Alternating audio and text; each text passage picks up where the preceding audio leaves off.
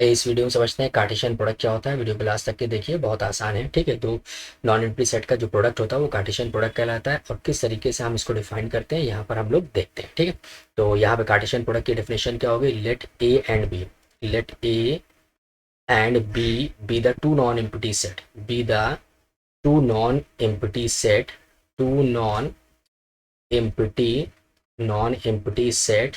ठीक है, the Cartesian the Cartesian product, the Cartesian product or cross product A comma B, A cross B is defined as A cross B is equals to क्या हो जाएगा, हमारे पास जो element होंगे उसके वो ऑर्डर्ड पेयर के फॉर्म के होंगे, such that for all A belongs to A, first element जो है फर्स्ट सेट में बिलोंग करेगा एंड सेकेंड एलिमेंट क्या होगा, सेकेंड सेट में बिलोंग करेगा। ठीक है, और क्या लिख सकते हैं, अगर मान लीजिए बी क्रॉस ए दिया गया है तब क्या हो जाएगा, तब ये हो जाएगा B comma A such that for all B belongs to capital B and A belongs to capital A. बस समझ में आ गई।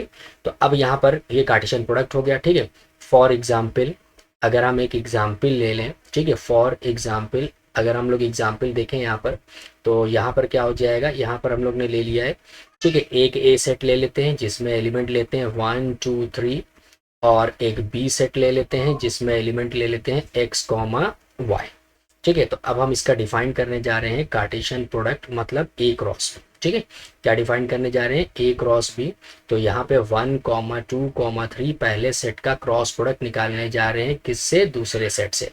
तो ये जो क्रॉस प्रोडक्ट होता है वो ऑर्डर्ड पेयर के फॉर्म में आता है, मतलब 1 का x के साथ ऑर्डर्ड पेयर तो ये 1 कॉमा एक्स हो जाएगा, 1 का y के साथ ऑर्डर्ड पेयर तो 1 कॉमा वाई हो जाएगा, 2 का x के साथ ऑर्डर्ड पेयर 2 कॉमा एक्स, और 2 का y के साथ ऑर्डर्ड पेयर 2 कॉमा वाई।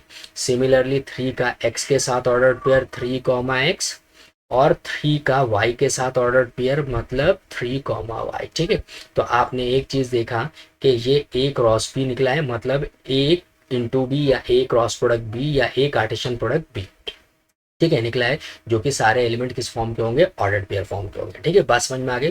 तो अब अगर आपको पता लगाना हो कि ए क्रॉस बी में कितने एलिमेंट्स होंगे, तो मान लीजिए कि अगर, ठीक है, कार्डिनल नंबर ऑफ ए कितना दिया गया है 3 and cardinal number of B कितना दिया गया है 2, तो मतलब एन ए क्रॉस बी में कितने एलिमेंट होंगे, 3 इंटू 2 मीन्स 6 एलिमेंट होंगे। कितने होंगे, 6 एलिमेंट यहाँ पर डिफाइन किए जाएंगे। ठीक है, तो यहाँ पर आप काउंट कर सकते हैं, 3 इसमें थे, ठीक है, और 2 इसमें थे, तो जो लिखे हुए एलिमेंट्स हैं, ठीक है, इस सेट में वो कितने हैं, 6 है। बात समझ में आ गई, आई होप कि समझ में आ गया होगा। ठीक है, अब इसमें एक चीज़ और देख लेते हैं।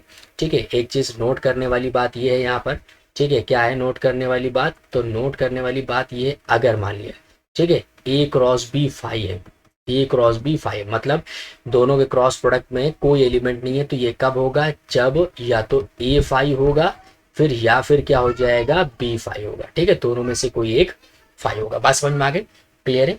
ठीक है, या तो ए 5 होगा या फिर क्या होगा, बी 5 होगा। ठीक है, तो ये सिंपल सी चीज़ थी कार्टेशियन प्रोडक्ट, क्योंकि जब आप निकालते हो, ठीक है, तो ऑर्डर्ड पेयर फॉर्म में इसके एलिमेंट आते हैं, क्योंकि रिलेशन इसी से डिफाइंड होता है। तो नेक्स्ट वीडियो में हम लोग रिलेशन देखेंगे। आई होप ये समझ में आ गया होगा आपके।